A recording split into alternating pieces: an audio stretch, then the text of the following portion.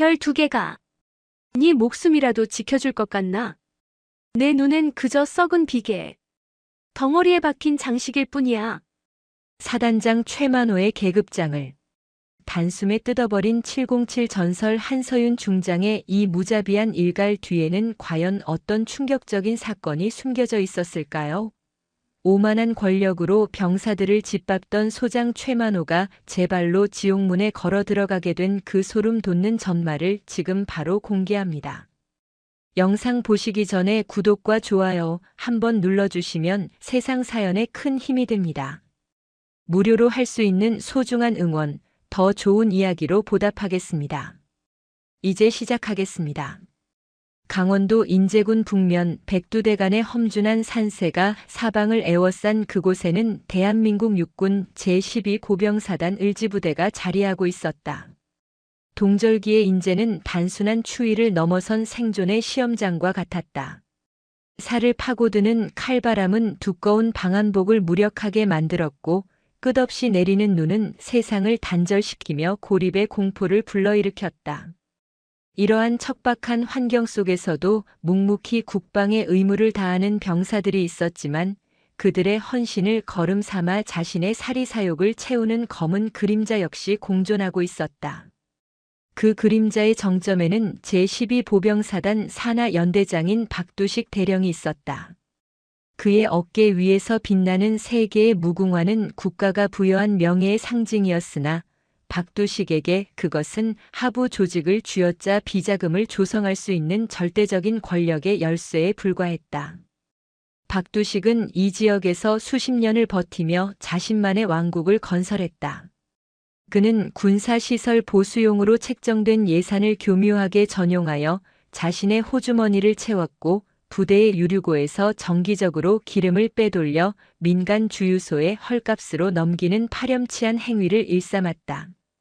그의 집무실은 언제나 따뜻한 온기가 감돌았지만 그곳을 드나드는 장교들과 병사들은 얼음물 속에 던져진 듯한 압박감을 느껴야 했다.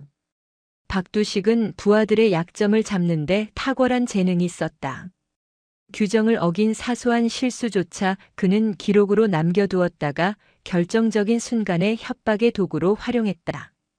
그에게 군대란 조국을 지키는 집단이 아니라 자신의 노후를 보장해줄 거대한 수익 모델에 지나지 않았다.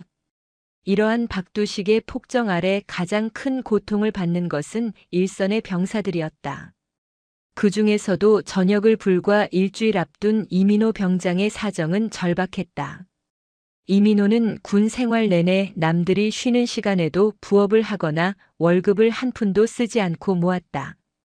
그가 2년 가까운 시간 동안 모은 700만 원이라는 돈은 단순히 전역 후의 미천이 아니었다. 그것은 홀로 자신을 키우며 고생하다 암 선고를 받은 어머니의 수술비를 보태기 위한 절실한 희망이었다. 박두식 대령은 이민호 병장의 사정을 진작부터 파악하고 있었다. 그는 병사들의 신상 명세서를 훑어보며 누가 가장 뜯어먹기 좋은 먹잇감인지를 골라내는데 혈안이 되어 있었다. 이민호가 모은 큰 돈은 박두식의 탐욕스러운 시야에 정확히 포착되었다. 박두식은 이민호의 전역 날짜가 다가오자 본격적으로 움직이기 시작했다. 그는 이민호를 연대장실로 호출했다. 연대장실의 묵직한 문이 열리고 이민호 병장이 긴장한 기색으로 들어섰다. 박두식은 책상 위에 다리를 꼬고 앉아 차를 마시고 있었다. 그는 이민호를 쳐다보지도 않은 채 서류 한 장을 툭 던졌다. 그것은 이민호가 과거 작업 도중 사소하게 부품을 파손했던 경위서였다. 이미 징계를 받고 종결된 사안이었지만 박두식은 그것을 다시 꺼내들었다. 이민호 병장 전역이 일주일 남았더군. 어머니 수술비 마련하느라 고생이 많았다고 들었어. 그런데 말이야, 이 서류를 보니 자네가 국가 기물을 파손한 전력이 있더라고. 내가 다시 검토해보니 이게 단순 실수가 아니라 고의성이 다분해 보여. 이걸 군 검찰에 넘기면 자네 전역은 무기한 연기될 텐데 그럼 어머니는 누가 돌보나? 이민호의 얼굴에서 핏기가 가셨다. 그는 떨리는 목소리로 대답했다. 연대장님, 그 일은 이미 처리된 일입니다. 제발 부탁드립니다. 제 저녁은 어머니의 생명과 직결되어 있습니다. 박두식은 비릿한 미소를 지으며 이민호에게 다가갔다. 그는 이민호의 어깨를 툭툭 치며 나직하게 속삭였다. 나도 자네 사정을 알아서 마음이 아파. 그래서 내가 제안을 하나 하려는 거야. 자네가 모은 그 돈 사실 국가 기물을 파손한 배상금으로 처리하면 내가 이 서류를 깨끗하게 태워줄 수 있어. 700만 원 정도면 자네의 자유와 저녁을 사기에 아주 저렴한 금액 아닌가. 사회 나가서 돈이야 다시 벌면 되지만 감옥에 가면 어머니는 누가 보살피겠어? 이민호는 주먹을 꽉 쥐었다. 손톱이 손바닥을 파고들어 통증이 느껴졌지만 눈앞의 거대한 악 앞에서는 무력할 뿐이었다. 박두식은 이민호의 침묵을 긍정으로 받아들인 듯 책상 서랍에서 계좌번호가 적힌 쪽지를 건넸다. 내일 오전까지 이 계좌로 입금해. 그럼 자네는 예정대로 전역하고 어머니 곁으로 갈 수 있어. 하지만 만약 딴 생각을 한다면 자네 군 생활의 마지막은 아주 길어질 거야. 연대장실을 나온 이민호는 복도 끝 창밖으로 보이는 인제의 설산을 바라보았다. 세상은 하얗고 순결해 보였지만 자신이 발을 딛고 있는 이곳은 썩은 악취가 진동하는 시궁창이었다. 그는 마지막 수단으로 군 내부의 부조리 신고 시스템인 마음의 편지를 작성하기로 결심했다. 그는 밤을 새워 박두식 대령의 협박과 그동안 목격했던 유류 횡령 사실들을 상세히 적어 내려갔다. 다음 날 새벽 이민호는 아무도 없는 틈을 타 건의함에 편지를 넣었다. 규정대로라면 이 편지는 사단장에게 직접 전달되어야 했다. 하지만 을지부대의 시스템은 이미 박두식의 손아귀에 장악되어 있었다. 건의함을 수거하는 당번병은 박두식의 지시를 받는 신복이었고 모든 편지는 사단장실로 가기 전 연대장실을 먼저 거쳐야 했다. 그날 오후 박두식 대령은 집무실에서 이민호가 쓴 편지를 읽으며 광기 어린 웃음을 터뜨렸다. 그는 라이터를 켜 편지 모서리에 불을 붙였다. 불꽃은 순식간에 종이를 집어삼켰고 이민호의 마지막 희망은 재가 되어 사라졌다. 박두식은 재떨이에 남은 잔해를 지식이며 인터폰을 눌렀다. 이민호 병장, 지금 즉시 연대장실로 데려와. 정신교육이 좀 필요할 것 같군. 박두식은 이민호를 불러다 놓고 대놓고 폭언을 퍼부었다. 그는 이민호의 뺨을 서류 뭉치로 내리치며 비웃었다. 자네가 감히 나를 고발해? 이 편지가 사단장님께 갈 줄 알았나? 이 부대의 모든 공기는 내가 허락해야 흐르는 거야. 감히 하찮은 병사 나부랭이가 장교의 권위에 도전하다니 자네는 이제 전역은커녕 영창에서 남은 생을 보내게 될 거다. 이민호는 바닥에 주저앉아 절망했다. 조국을 지키기 위해 청춘을 바쳤던 시간들이 주마등처럼 스쳐 지나갔다. 어머니의 수술비는커녕 자신의 앞날조차 어둠에 잠겼다. 그는 인제의 차가운 바닥에 이마를 대고 흐느꼈다. 그 누구도 자신의 목소리를 들어주지 않는 고립된 산속에서 그는 죽음보다 깊은 절망을 맛보고 있었다. 한편 제12보병사단의 상급 부대인 제3군단 사령부에서는 새로운 변화의 바람이 일고 있었다. 707 특수임무단 출신으로 수많은 사선을 넘나들며 최연소 중장의 자리에 오른 한서윤 군단장이 부임을 앞두고 있었기 때문이다. 그녀는 부임 전부터 을지부대 일대의 부조리에 대한 첩보를 입수하고 있었다. 한서윤은 화려한 취임식 대신 단독으로 부대를 시찰하겠다는 파격적인 결정을 내렸다. 한서윤 중장은 알고 있었다. 위로 올라갈수록 진실은 가려지고 보고서는 미화된다는 사실을 말이다. 그녀는 직접 현장의 바닥까지 내려가 썩은 뿌리를 찾아내기로 했다. 그녀가 탄 검은색 세단이 인제의 구불구불한 산길을 따라 을지부대를 향해 달리기 시작했을 때 박두식 대령은 여전히 자신의 승리를 자신하며 병사들의 고열을 짜낼 계획에 몰두하고 있었다. 인제의 밤은 더욱 깊어갔고 적막한 산중에는 짐승의 울음소리만이 공허하게 울려 퍼졌다. 하지만 그 정적을 깨고 정의의 칼날을 쥔 한여군 장군이 다가오고 있었다.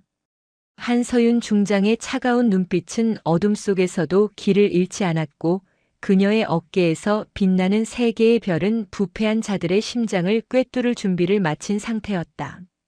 박두식 대령과 최만호 소장, 그리고 그들이 구축한 견고한 비리 카르텔은 자신들이 맞이할 최후를 전혀 짐작하지 못했다.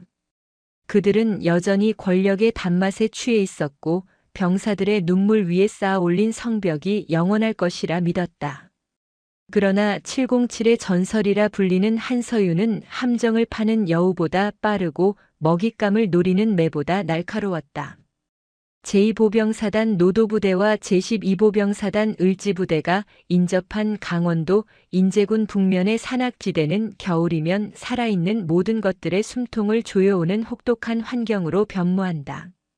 살을 파고드는 칼바람은 산맥의 능선을 타고 내려와 부대 울타리를 흔들고 칠흑 같은 어둠은 군의 질서와 원칙마저 집어삼킬 듯 무겁게 내려앉았다.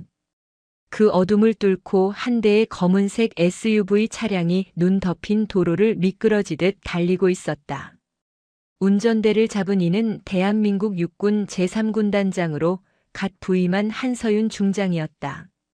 그녀의 어깨 위에서 빛나는 세 개의 별은 가로등 불빛조차 닿지 않는 차 안에서도 서늘한 권위를 뿜어내고 있었다. 육군 사관학교를 졸업하고 707 특수임무단에서 잔뼈가 굵은 그녀는 대한민국군 역사상 최연소 중장이라는 타이틀을 거머쥐었으나 그 화려한 이면에는 수많은 사선을 넘나들며 다져진 냉철한 판단력과 불의를 참지 못하는 강직함이 자리하고 있었다. 한서윤 중장은 전방부대의 고질적인 부조리와 비리에 대한 첩보를 입수하고 공식적인 취임식도 거른 채 홀로 잠행에 나섰다. 그녀가 목표로 삼은 곳은 제12보병사단 산하의 연대장 박두식 대령이 통치하는 연대 본부였다. 박두식 대령은 인제 지역에서 오랫동안 근무하며 자신의 위치를 공고히 다져온 인물로 상급자인 사단장 최만호 소장과 결탁하여 군용 물자를 빼돌리고 사병들의 인권을 짓밟는 등 온갖 악행을 일삼고 있었다. 한서윤은 차를 부대 인근의 외진 숲속에 세워두고 전투복 상의를 단정히 고쳐 입었다. 707 특임대 시절 몸에 익힌 은밀 침투 기술은 장군이 된 지금도 녹슬지 않았다. 그녀는 야간 투시경을 점검하며 부대의 철책 너머를 응시했다. 부대 위병소는 느슨한 경계 태세를 보이고 있었다. 초소병들은 추위에 몸을 웅크린 채 졸음과 사투를 벌이고 있었고 간부들의 순찰 흔적은 어디에도 보이지 않았다. 한서윤 중장은 위병소를 통과하는 대신 부대 측면의 감시 사각지대를 이용해 내부로 진입했다. 눈 위에 발자국이 남지 않도록 신중하게 발걸음을 옮기며 그녀는 연대 본부 건물을 향해 다가갔다. 건물의 불빛은 드문드문 켜져 있었으나 연대장실이 위치한 2층 창문에서는 유독 밝은 빛이 새어나오고 있었다. 한서윤은 숨을 죽이고 건물 벽을 타고 이동했다. 그녀의 머릿속에는 오직 하나, 부하의 어머니 수술비를 갈취하고 군의 기강을 무너뜨린 박두식 대령에 대한 응징뿐이었다. 연대 본부 내부로 잠입한 그녀는 복도의 그림자를 이용해 연대장실 문 근처까지 도달했다. 문 너머에서는 껄껄거리는 박두식 대령의 목소리와 함께 술잔이 부딪히는 소리가 들려왔다. 이봐, 황 사장. 이번에 유류고에서 빼낸 경유값이 꽤 짭짤하더군. 사단장님께도 보고를 드렸으니 뒤처리는 확실하게 해두라고. 그 이민호 병장놈이 모은 적금도 곧 내 수중에 들어올 테니 우리 사업은 더 번창할 거야. 박두식 대령의 목소리에는 일말의 가책도 느껴지지 않았다. 그와 함께 술을 마시는 이는 인근 지역에서 고물상과 주유소를 운영하며 군납 비리에 가담하고 있는 민간인 업자였다.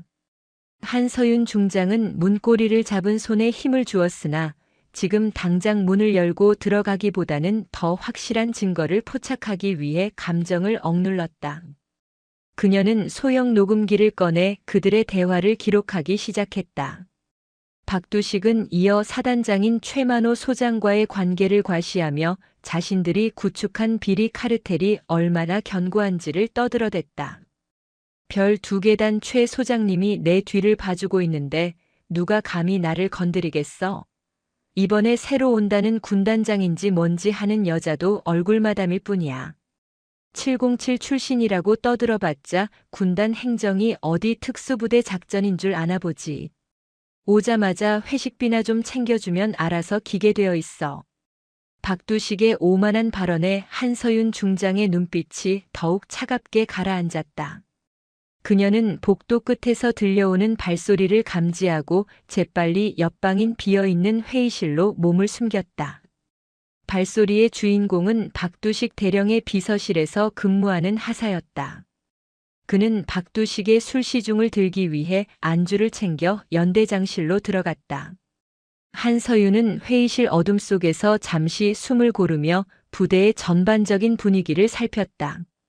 복도를 지나는 병사들의 얼굴은 하나같이 생기를 잃고 피로에 찌들어 있었다.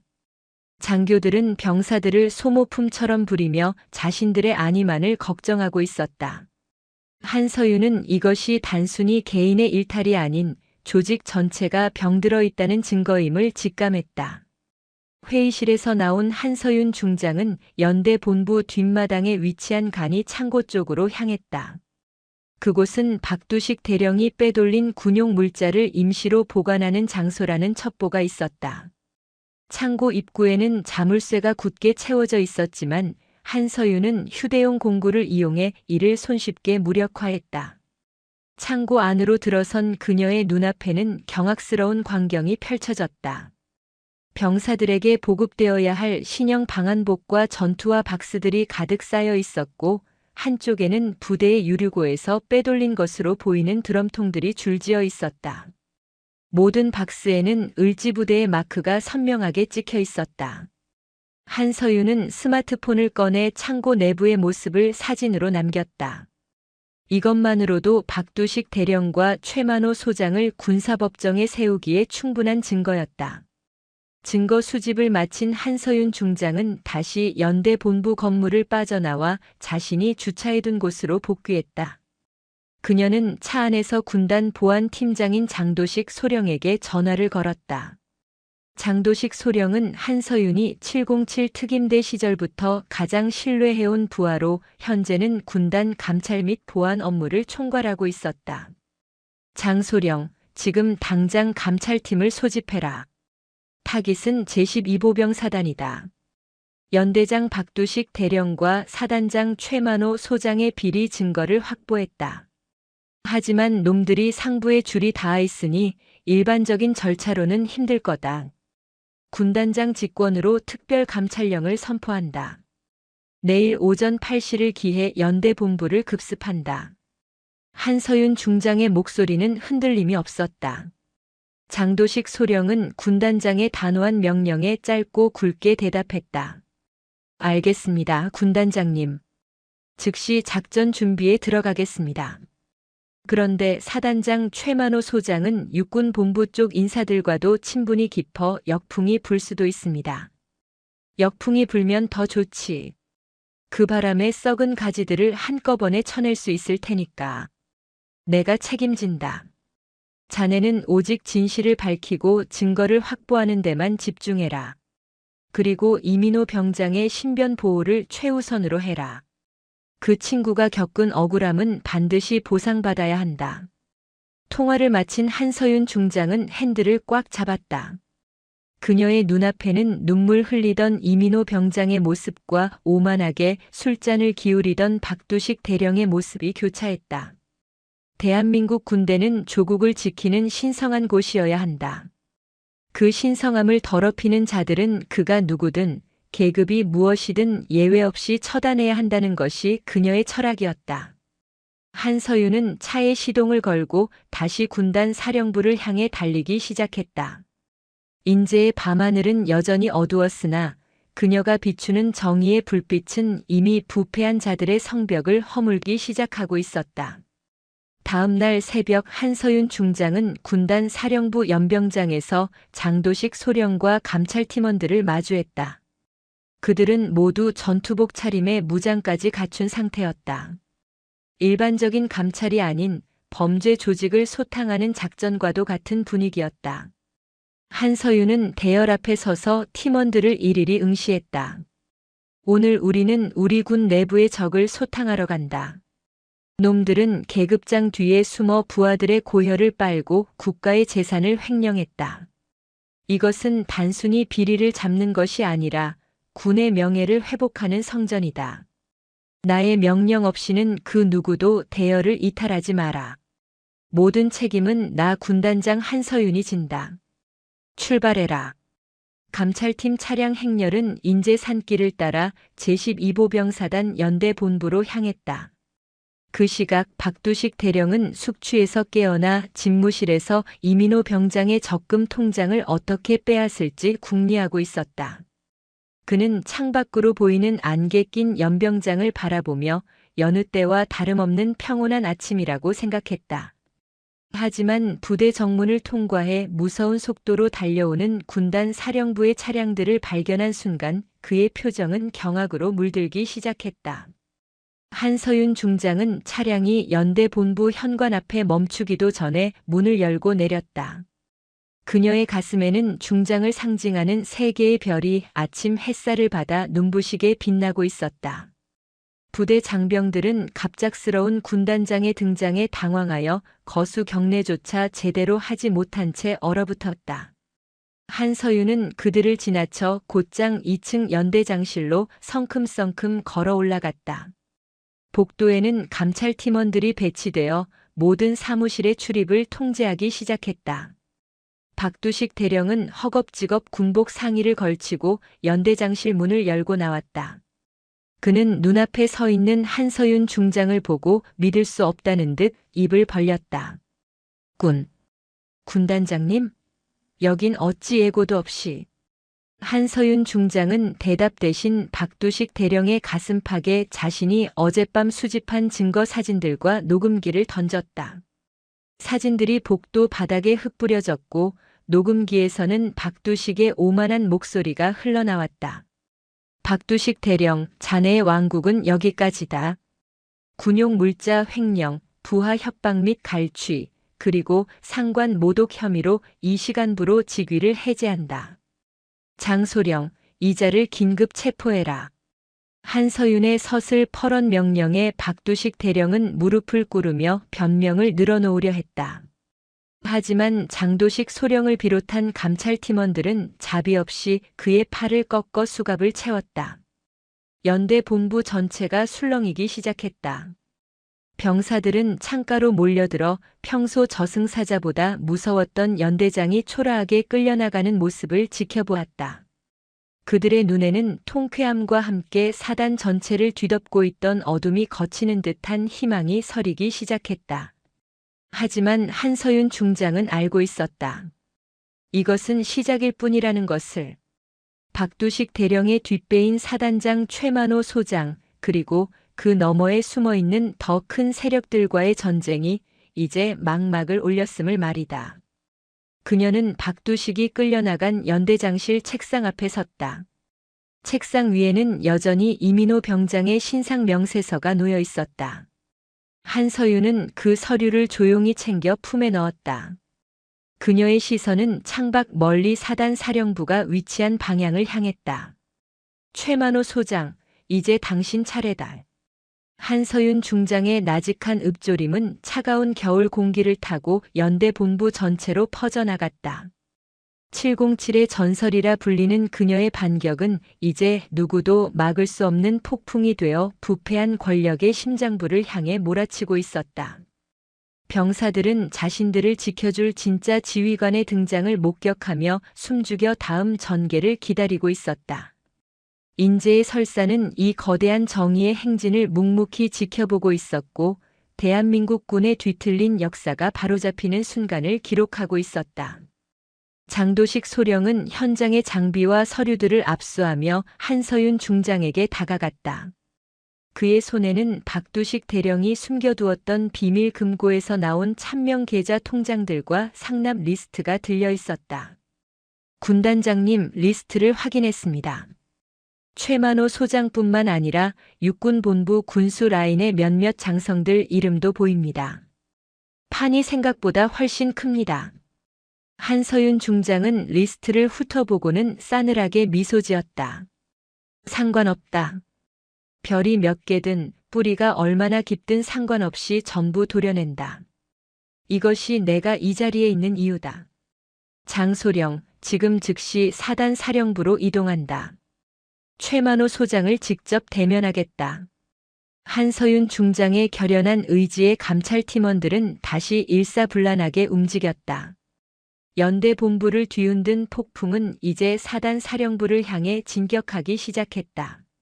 억울함에 가슴을 치던 병사들의 기도가 마침내 응답을 받은 순간이었으며 인재의 검은 그림자가 정의의 빛 앞에 비명을 지르기 시작한 역사적인 아침이었다. 그녀의 발걸음은 거침이 없었고 그 뒤를 따르는 장병들의 눈빛은 전설적인 사령관에 대한 존경과 신뢰로 가득 차 있었다. 제12보병사단 을지부대의 사단장 집무실은 겉으로 보기에는 엄숙하고 절제된 군인의 공간이었으나 그 이면에는 썩은 악취가 진동하는 탐욕의 소굴이었다.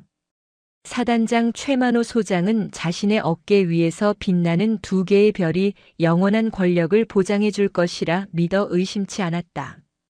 그는 박두식 대령이 연대 본부에서 군단 감찰팀에게 체포되었다는 급보를 접하고도 처음에는 코웃음을 쳤다. 자신들이 쌓아 올린 견고한 인맥과 육군 본부 군수 라인에 든든한 뒷배가 있는 한 갓 부임한 새파란 여군 군단장 하나가 어쩌지 못할 것이라 확신했기 때문이었다. 하지만 박두식이 끌려나가는 영상과 압수된 장부의 내용이 심상치 않다는 소식이 전해지자 최만호의 여유는 순식간에 차가운 공포로 변했다. 그는 집무실에 비치된 값비싼 위스키를 병째로 들이키며 흔들리는 눈동자를 감추려 애썼다. 최만호 소장은 단순히 부패한 군인이 아니었다. 그는 군내 사조직인 청룡회의 핵심 멤버로서 수십 년간 행정의 허점을 파고들어 자신만의 성벽을 쌓아온 교활한 전략가였다. 그는 한서윤 중장이 707 특수임무단 출신답게 전공법으로 치고 들어오리라는 것을 알고 있었다. 그렇기에 그는 전면전 대신 치졸하고도 치명적인 역공을 준비하기 시작했다. 전공법으로 무너뜨릴 수 없는 상대라면 그녀의 도덕성과 명예를 난도질하여 스스로 무너지게 만드는 것이 그의 방식이었다. 최만호는 곧바로 자신의 신복인 정훈 참모와 인사 참모를 호출했다. 그들은 이미 최만호와 생사고락을 함께하며 온갖 비리를 공유해온 공범들이었다. 군단장이 707식 게릴라전을 펼치고 있군. 하지만 여기는 산속 작전지가 아니라 여론과 행정이 지배하는 정치판이라는 걸 가르쳐줘야겠어. 장 팀장, 자네가 관리하는 그 병사 있지? 관심병사로 분류되어 보호가 필요한 그 친구를 이번 작전의 주인공으로 세운다. 카메라 세팅은 완벽하게 해두었나? 최만호의 목소리는 낮고 음침했다. 그의 계획은 간단하면서도 악랄했다. 한서윤 중장이 사단 사령부를 방문했을 때 의도적으로 정신적 불안 증세를 보이는 병사를 그녀의 경로에 배치하여 충돌을 유도하는 것이었다. 그리고 그 과정에서 발생하는 아주 사소한 신체적 접촉이나 강압적인 언사를 극대화하여 편집한 뒤 이를 갑질 프레임으로 씌워 언론과 인터넷에 유포할 작정이었다.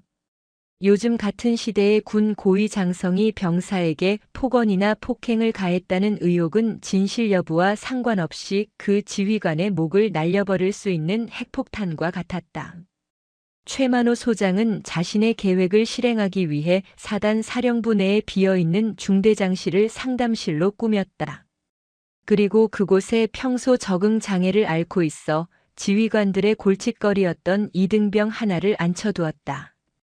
그 병사에게는 사단장이 시키는 대로만 하면 의병 제대를 시켜주겠다는 달콤한 유혹과 함께 만약 실패할 경우 평생 군 교도소에서 썩게 하겠다는 잔인한 협박이 동시에 가해졌다. 공포와 희망 사이에서 정신을 놓아버린 병사는 최만호가 건넨 대본을 달달 외우며 한서윤 중장이 나타나기만을 기다렸다. 다음 날 오전 한서윤 중장은 장도식 소령을 대동하고 제12보병사단 사령부에 도착했다. 그녀의 눈빛은 전날 연대본부에서 박두식 대령을 제압할 때보다 더욱 날카롭게 빛나고 있었다. 사단장 최만호 소장은 연병장까지 마중 나와 과장된 동작으로 거수 경례를 붙였다. 그의 얼굴에는 비굴할 정도로 친절한 미소가 걸려 있었지만 그 뒤에 숨겨진 동리는 이미 한서윤의 목덜미를 겨누고 있었다. 한서윤은 최만호의 경례를 대충 받아넘기며 곧장 본청 내부로 발을 들였다. 최 소장, 자네 연대장이 체포되는 동안 사단장은 무엇을 하고 있었나? 이중 장부에 자네 이름이 적혀 있는 걸 내가 모를 줄 알았나? 변명은 듣고 싶지 않다. 지금 당장 사단 전체 유류고와 보급 창고를 개방해라. 군단 감찰팀이 직접 전수 조사하겠다. 한서윤의 단호한 일갈에 최만호는 짐짓 억울하다는 표정을 지으며 몸을 낮췄다. 그는 한서윤을 자연스럽게 미리 준비해둔 상담실 근처로 안내했다. 군단장님, 모든 조사는 협조하겠습니다. 하지만 그 전에 꼭 해결해 주셔야 할 시급한 사안이 있습니다. 여기 한 병사가 군단장님께 직접 상담을 요청하며 자해 소동까지 벌이고 있습니다. 707 출신의 전설적인 영웅이신 군단장님께서 한마디만 해주시면 저 친구가 마음을 다잡을 수 있을 것 같습니다. 제발 부하의 생명을 구하는 셈치고 잠시만 시간을 내주십시오.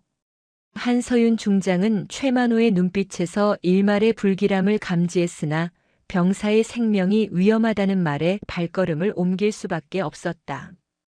그것이 지휘관으로서의 책임감이자 그녀가 평생 지켜온 군인 정신이었기 때문이다. 그녀가 중대장실 문을 열고 들어가자 구석에 웅크리고 앉아 벌벌 떨고 있는 이등병이 보였다. 한서윤은 장도식 소령을 문 밖에 대기시키고 홀로 병사에게 다가갔다. 병사는 그녀가 가까이 오자 갑자기 소리를 지르며 자신의 옷을 찢고 바닥에 머리를 찍기 시작했다. 한서윤은 당황하지 않고 병사의 자해를 막기 위해 그의 어깨를 붙잡고 진정시키려 했다. 그 순간 문이 벌컥 열리며 최만호 소장과 스마트폰 카메라를 든 정훈 장교가 들이닥쳤다. 병사는 기다렸다는 듯 비명을 지르며 바닥을 뒹굴었다. 사단장님 살려주세요. 군단장님이 제 상담을 들어주신다더니 갑자기 욕을 하고 저를 때렸습니다.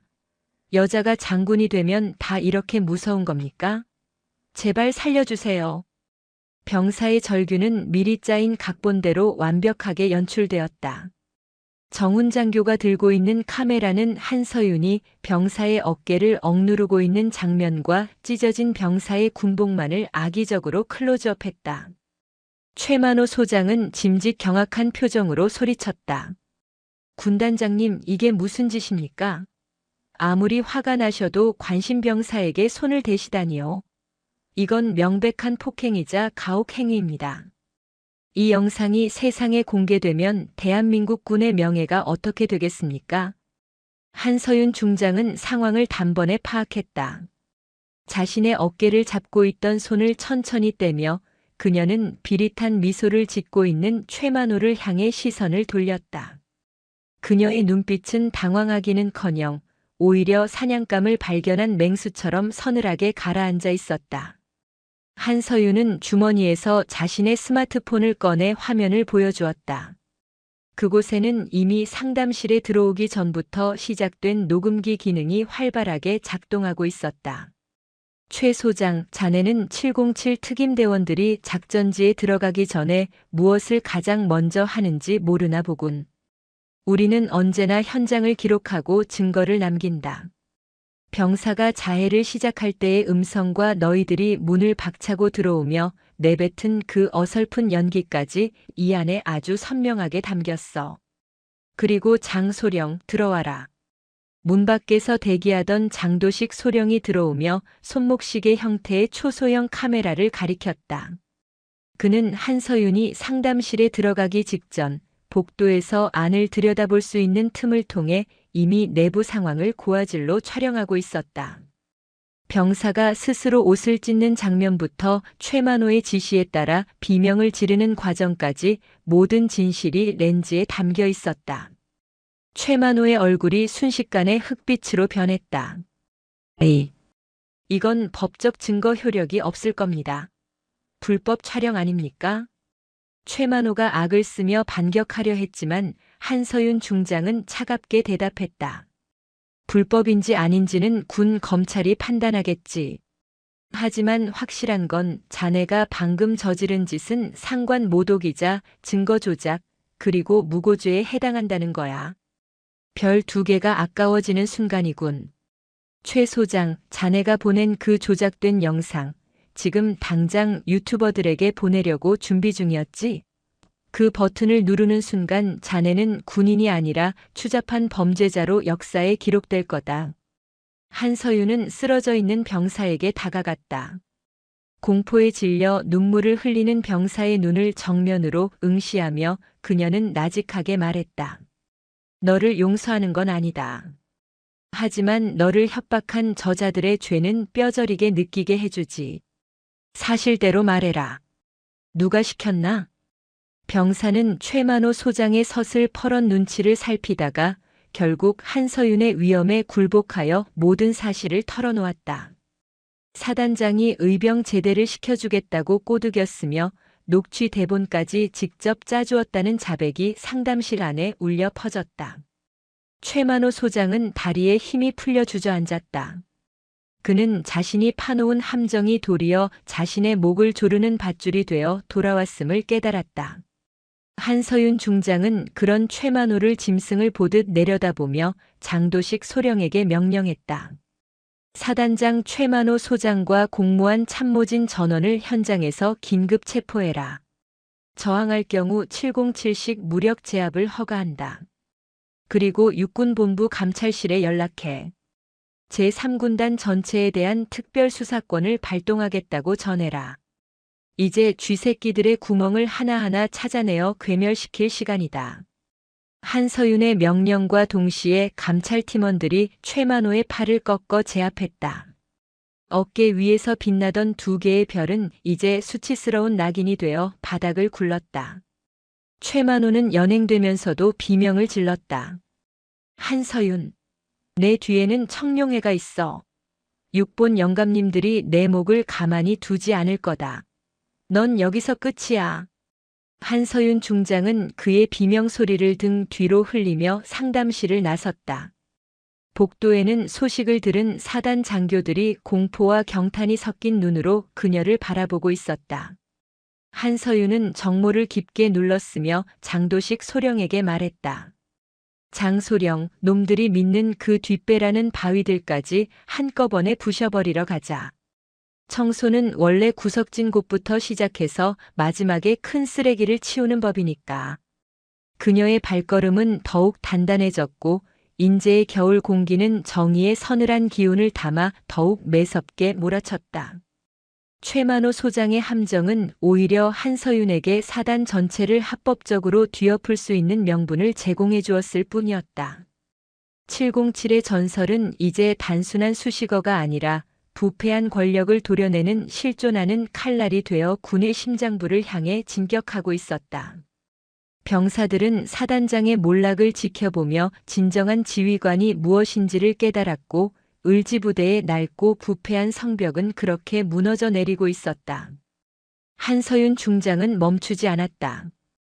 그녀의 별 3개는 어두운 인재의 밤을 밝히는 유일한 정의의 등불이었고 그 빛은 이제 더 거대한 악의 소굴을 비출 준비를 마쳤다.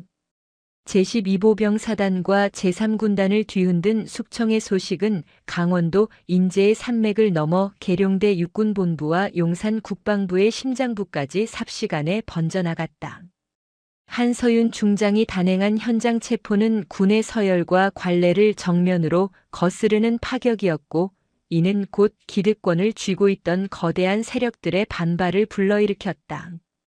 연대장 박두식 대령과 사단장 최만호 소장이 줄줄이 수갑을 차고 끌려가는 모습이 담긴 내부 첩보는 육군 내 사조직인 청룡회의 수뇌부들을 분노하게 했다. 그들은 자신들의 성역을 침범한 한서윤을 제거하기 위해 국가 권력에 맞먹는 거대한 기제를 작동시키기 시작했다. 한서윤 중장이 군단 사령부로 복귀하기도 전에 그녀를 향한 정치적 공세와 법적 압박은 이미 시작되어 있었다. 언론에는 익명의 제보를 바탕으로 한 왜곡된 보도들이 쏟아졌다. 육군 최연소 여성 중장이라는 타이틀은 독이 되어 돌아왔다. 과도한 진급에 따른 영웅 심리가 억울한 하급 지휘관들을 사지로 몰아넣고 있다는 프레임이 짜였다. 박두식 대령의 유가족과 최만호 소장의 측근들은 한서윤이 707 특수임무단 출신답게 강압적인 수사 기법을 동원하여 허위 자백을 받아냈다고 주장하며 인권위원회와 군 검찰에 진정서를 제출했다. 한서윤 중장은 군단 사령부 집무실에 앉아 자신을 향해 조여오는 포위망을 실시간으로 지켜보았다. 하지만 그녀의 눈빛은 당황하기는커녕 오히려 목표물을 포착한 저격수처럼 더욱 선명해졌다. 그녀의 앞에는 장도식 소령이 굳건한 표정으로 서 있었다. 장 소령은 박두식 대령의 비밀 금고에서 확보한 서류들을 디지털화하여 분석한 결과물을 태블릿 PC에 띄웠다. 그것은 단순히 돈을 주고받은 내역이 아니었다.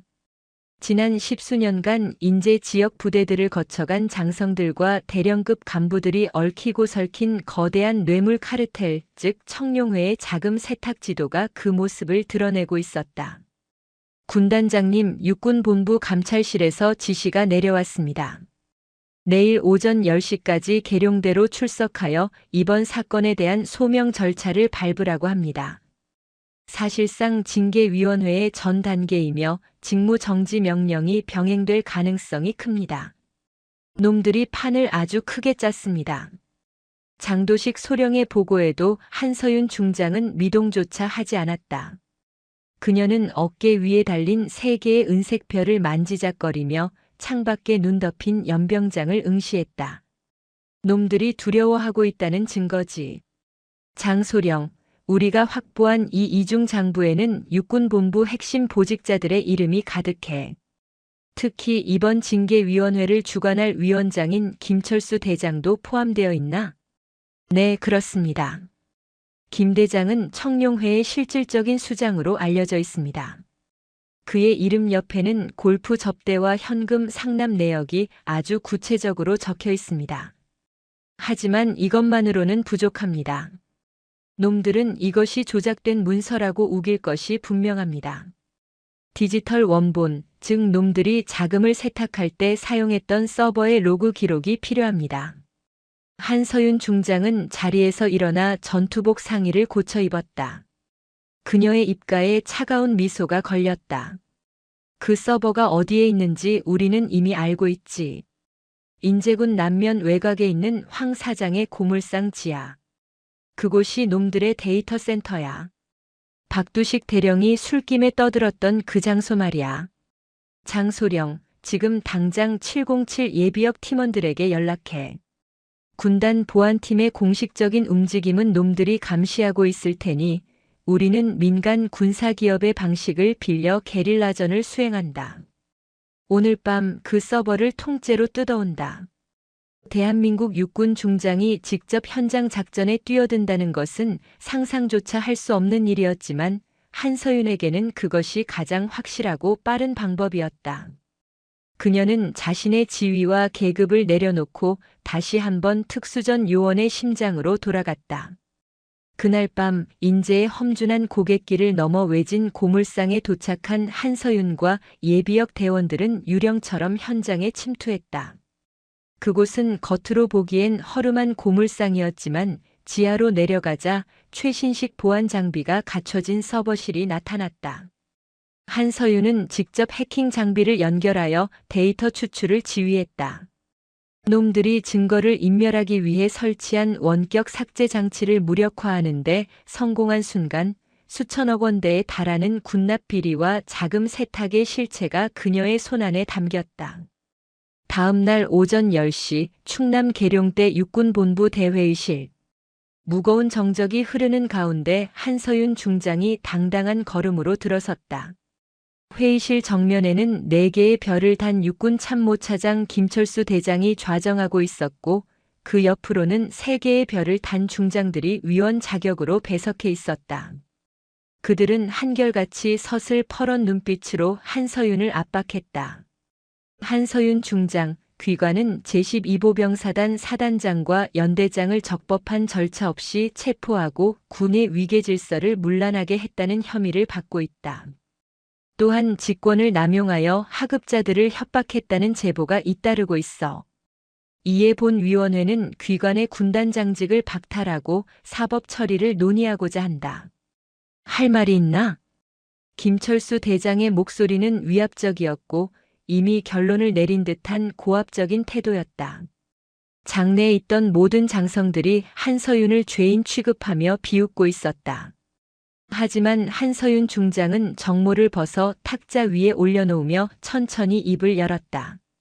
그녀의 목소리는 낮았지만 회의실 전체를 압도하는 위엄이 서려 있었다. 위원장님 그리고 위원 여러분. 저는 오늘 저의 직무에 대한 소명을 하러 온 것이 아닙니다. 대한민국 육군의 암적인 존재들, 즉 청룡회라는 이름 뒤에 숨어 국가의 안보를 팔아먹은 범죄자들을 고발하러 왔습니다.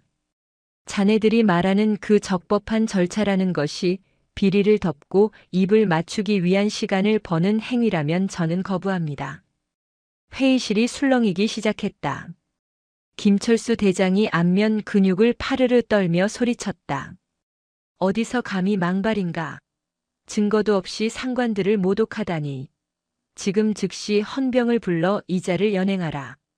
증거를 찾으십니까? 한서윤 중장이 손짓하자 회의실 벽면에 대형 스크린이 켜졌다. 화면에는 어젯밤 확보한 디지털 장부와 로그 기록이 쏟아져 내렸다. 그곳에는 징계위원석에 앉아있는 장성들의 실명과 계좌번호, 그리고 그들이 받은 뇌물의 액수가 선명하게 박혀 있었다.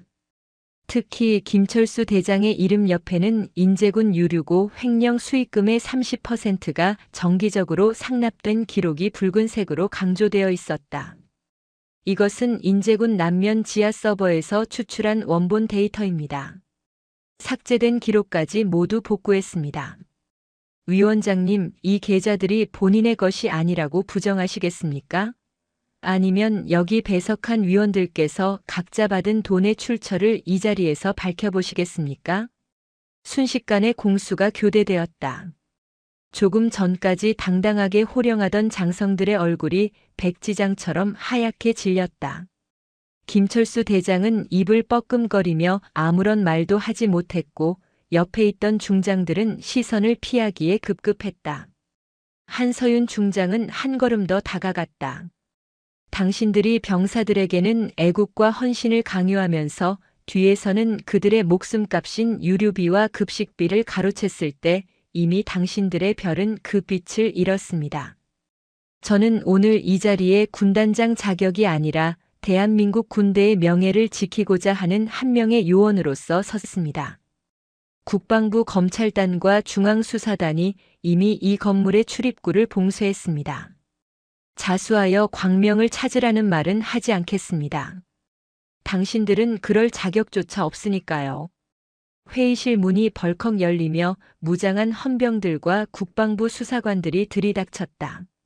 한서윤 중장이 부임 전부터 긴밀하게 소통해왔던 강직한 검찰관들이었다.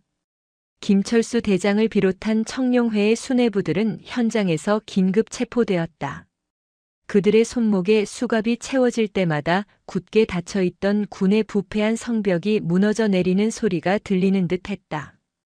한서윤 중장은 연행되는 그들을 차가운 시선으로 지켜보며 탁자 위에 놓아두었던 정모를 다시 썼다. 세 개의 별은 그 어느 때보다 찬란하게 빛나고 있었다. 장도식 소령이 다가와 경례를 붙였다. 군단장님, 육군본부의 청소는 끝났습니다. 이제 을지부대로 돌아가 마무리를 지을 시간입니다. 그래, 돌아가자. 우리 병사들이 기다리고 있다. 한서윤 중장은 승리의 도취감에 젖지 않았다. 그녀는 알고 있었다. 이 부패의 뿌리는 예상보다 깊고 이제 겨우 기둥 하나를 베어냈을 뿐이라는 사실을 말이다. 하지만 그녀는 두렵지 않았다. 자신의 등 뒤에는 진실을 갈망하는 수만 명의 장병이 있고 그녀의 손에는 정이라는 날카로운 칼날이 쥐어 있기 때문이었다. 그녀가 계룡대 본청 건물을 나설 때 소식을 전해 들은 젊은 장교들과 병사들이 복도 양옆으로 길을 터주며 경의를 표했다. 그것은 계급에 대한 예우가 아니라 진정한 지도자에 대한 존경의 표시였다. 한서윤 중장의 검은색 세단이 다시 강원도 인제의 산맥을 향해 달리기 시작했다. 그녀의 행보는 이제 단순한 수사를 넘어선 거대한 개혁의 파도가 되어 대한민국 군 전체를 뒤흔들고 있었다. 강원도 인제군의 험준한 산령을 타고 흐르는 바람은 여전히 차가웠으나 그 속의 서린 기운은 이전과 확연히 달랐다. 제12보병사단 을지부대의 연병장을 뒤덮었던 무거운 침묵과 불신의 안개는 걷히고 그 자리에는 장병들의 활기찬 함성과 서로에 대한 신뢰의 온기가 채워지기 시작했다. 육군본부를 뒤흔든 대규모 숙청 작업이 일단락된 후 한서윤 중장은 다시 인제의 제3군단 사령부로 복귀했다. 그녀의 어깨 위에서 빛나는 세 개의 은색별은 이제 단순한 계급의 상징을 넘어 이 땅의 모든 병사에게 정의가 살아있음을 증명하는 등불과도 같았다. 부패의 온상이었던 사단장 최만호 소장과 연대장 박두식 대령이 군사법정에서 중형을 선고받았다는 소식은 전 장병에게 전해졌고 이는 군 역사상 전례 없는 정화의 시작을 알리는 신호탄이었다. 한서윤 중장은 복귀하자마자 가장 먼저 행정 및 보급 체계를 정상화하는 데 총력을 기울였다. 박두식 대령이 빼돌렸던 유류와 부식비는 즉시 장병들의 처우 개선을 위해 재배정되었다. 차디찬 겨울바람 속에서 미지근한 국물과 부족한 난방에 시달리던 병사들의 생활관에는 뜨거운 온기가 돌기 시작했고 식탁 위에는 정당한 대우를 상징하는 풍성한 식단이 차려졌다. 한서윤은 집무실에만 머물지 않고 매일 새벽같이 예하부대를 직접 시찰하며 병사들의 목소리를 들었다. 그녀가 나타날 때마다 장병들은 억지로 짜낸 경례가 아닌 마음 깊은 곳에서 우러나오는 존경의 마음을 담아 구호를 외쳤다. 인제의 사냐를 울리는 그 소리는 대한민국 육군이 비로소 제자리를 찾아가고 있다는 증거였다. 그러던 어느 날 한서윤 중장은 저녁을 하루 앞둔 이민호 병장을 군단장실로 호출했다. 군단장실의 문을 열고 들어오는 이민호의 얼굴에는 예전의 절망과 공포 대신 명예로운 저녁을 앞둔 청년의 자부심과 희망이 가득했다. 한서윤은 자리에서 일어나 그를 맞이했다. 그녀의 책상 위에는 박두식 대령에게서 환수한 돈과 군단 자체적으로 마련한 경력금이 담긴 봉투가 놓여 있었다. 한서윤은 그 봉투를 이민호에게 건네며 조용히 입을 열었다. 이민호 병장, 그동안 고생이 많았다. 자네가 모았던 이 돈은 어머니의 수술비로 사용될 소중한 희망이다. 박두식 대령이 자네의 희망을 짓밟으려 했지만 결국 정의는 자네의 편이었다. 이 안에는 자네가 성실히 모은 돈뿐만 아니라 자네의 용기에 대한 군단 전체의 감사의 마음이 담겨 있다. 사회에 나가서도 자네가 보여준 그 강인한 의지로 어머니를 잘 보살펴 드리길 바란다. 이민호 병장은 봉투를 건네받는 손을 미세하게 떨며 고개를 숙였다. 그의 눈가에는 참아왔던 뜨거운 눈물이 고였다. 박두식 대령의 협박 아래 홀로 흐느끼던 밤들을 지나 국가가 자신의 고통을 알아주고 명예를 지켜주었다는 사실에 가슴이 벅차올랐다. 이민호는 주먹을 꽉 쥐고 한서윤 중장을 향해 생애 가장 절도 있는 경례를 붙였다. 군단장님 정말 감사합니다. 제 청춘을 바친 이 군 생활이 헛되지 않았음을 깨닫게 해주셨습니다. 사회에 나가서도 군단장님께서 보여주신 그 정의로운 모습을 잊지 않고 저 또한 남을 돕고 올바르게 사는 사람이 되겠습니다. 정말 감사합니다. 이민호의 외침은 군단장실 벽을 타고 묵직하게 울려 퍼졌다. 한서윤은 그의 경례를 정중히 받아주며 옅은 미소를 지었다. 그녀에게 이 순간은 수백 명의 장성을 숙청하는 것보다 훨씬 더 큰 가치가 있는 승리였다. 한 명의 병사가 억울함 없이 군문을 나서는 것, 그것이야말로 진정한 지휘관의 소명이자 승리임을 그녀는 잘 알고 있었다. 이민호 병장이 문을 나서 연병장을 가로질러 갈 때 한서윤은 창가에 서서 그의 뒷모습을 오랫동안 지켜보았다. 한 청년의 인생을 지켜냈다는 안도감이 그녀의 마음속을 훈훈하게 채웠다. 다음 날 오전 제12보병사단 연병장에서는 사단 전체 장병이 집결한 가운데 대규모 전비 태세 검열 및 결의 대회가 열렸다. 한서윤 중장은 3개의 별이 달린 정복을 갖춰 입고 사열대 위에 섰다. 그녀의 곁에는 이번 수사에 혁혁한 공을 세운 장도식 소령이 굳건히 자리를 지키고 있었다. 연병장에 도열한 수천 명의 장병은 한서윤의 등장에 열렬한 환호를 보냈다. 그녀는 마이크 앞에 서서 사열대를 가득 메운 장병들을 하나하나 응시했다. 인재의 칼바람 속에서도 미동 없이 서 있는 그들의 눈빛에는 이전에는 볼 수 없었던 강렬한 전우애와 자부심이 서려 있었다.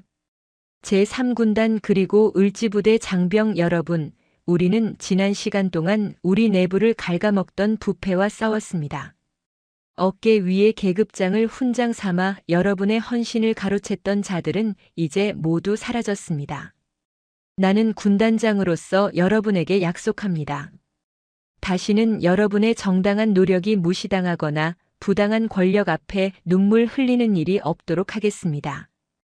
군인은 국가를 지키는 방패이며 그 방패가 녹슬지 않도록 지키는 것이 나의 역할입니다.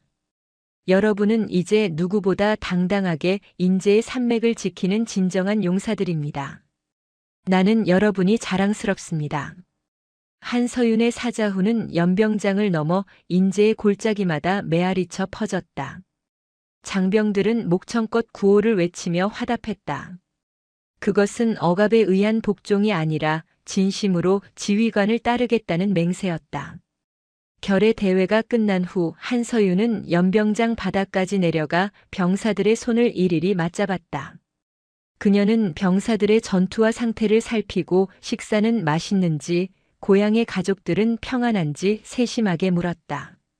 그 모습은 영웅적인 장군이라기보다는 자식 같은 병사들을 걱정하는 든든한 보호자에 가까웠다. 병사들은 자신들의 눈높이에서 이야기하는 군단장을 보며 진정한 군대의 의미를 다시금 새겼다. 이후 제12보병사단은 대한민국에서 가장 군기가 엄정하면서도 병사들의 만족도가 높은 부대로 탈바꿈했다. 부패한 간부들이 사라진 자리에는 한서윤 중장의 철학을 따르는 강직한 지휘관들이 임명되었다. 유류고와 보급 창고는 더 이상 누군가의 비자금 창고가 아니었으며 병사들에게 지급되는 모든 물품은 최상의 상태로 전달되었다. 인제의 주민들 또한 군에 대한 신뢰를 회복했다. 군단장이 직접 지역 상권을 챙기며 군과 민이 상생하는 방안을 마련하자 지역 경제에도 활기가 돌았다. 인제군은 이제 군부대와 지역사회가 하나로 뭉친 모범적인 지역으로 거듭났다. 시간이 흘러 계절은 다시 바뀌고 인제의 사냐에도 푸릇푸릇한 봄 기운이 돋아나기 시작했다.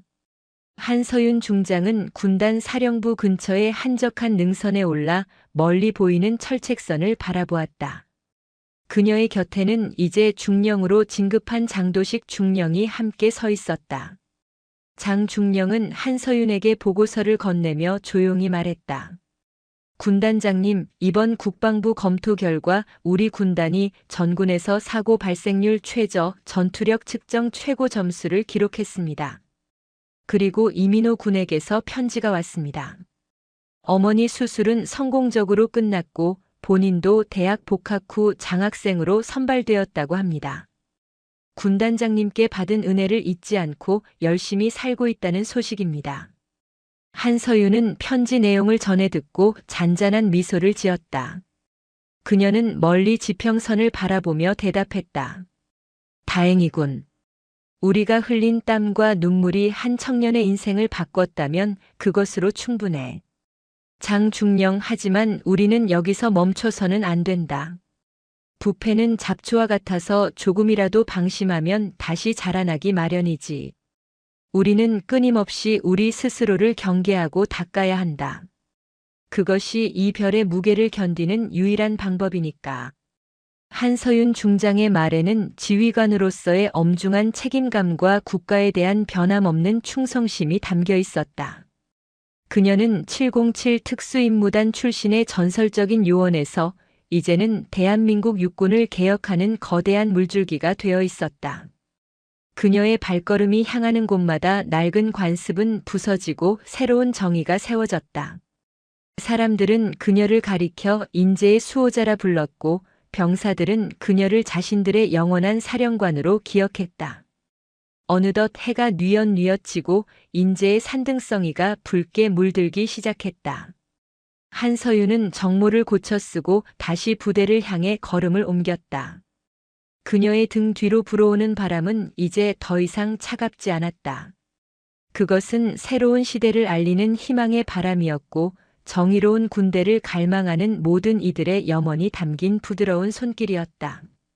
한서윤 중장이 남긴 전설은 제3군단과 제12보병사단의 역사 속에 영원히 박제되었으며 그녀의 이름을 들을 때마다 장병들은 가슴속 깊은 곳에서 뜨거운 자부심을 느꼈다. 인재의 검은 그림자는 이제 완전히 사라졌다. 그 자리에는 한서윤이라는 이름의 찬란한 별빛이 내려앉아 길을 잃은 이들에게 방향을 제시하고 있었다. 대한민국 군대의 명예를 회복하고 병사들의 눈물을 닦아준 그녀의 이야기는 세월이 흘러도 변치 않는 전설로 전해질 것이었다. 한서윤은 오늘도 묵묵히 자신의 자리를 지키며 조국의 안녕과 부하들의 행복을 위해 기도했다. 그녀가 내딛는 한 걸음 한 걸음은 대한민국 육군이 나아가야 할 올바른 이정표가 되었고 인재의 험준한 산맥은 그 위대한 행진을 묵묵히 축복하고 있었다. 정의는 결코 잠들지 않으며 진정한 지휘관은 부하의 마음속에서 영원히 산다는 진리를 한서윤 중장은 온몸으로 증명해 보였다. 오늘 이야기는 여기까지입니다. 인재의 혹독한 추위가 결국 봄볕에 녹아내리듯 우리 삶의 시련도 진실과 용기 앞에서는 길을 터주기 마련입니다. 가장 어두운 밤일수록 별이 밝게 빛나듯 당신의 올곧은 마음이 누군가에게는 구원의 빛이 됨을 잊지 마세요. 정의는 묵묵히 제 갈 길을 걷는 사람의 곁을 결코 떠나지 않습니다. 오늘도 당신의 하루에 따뜻한 정의와 평안이 가득 깃들길 바랍니다. 시청해 주셔서 감사합니다. 영상이 재미있으셨다면 구독과 좋아요, 댓글까지 부탁드리고 오늘도 건강하고 행복한 하루 되시길 바랍니다.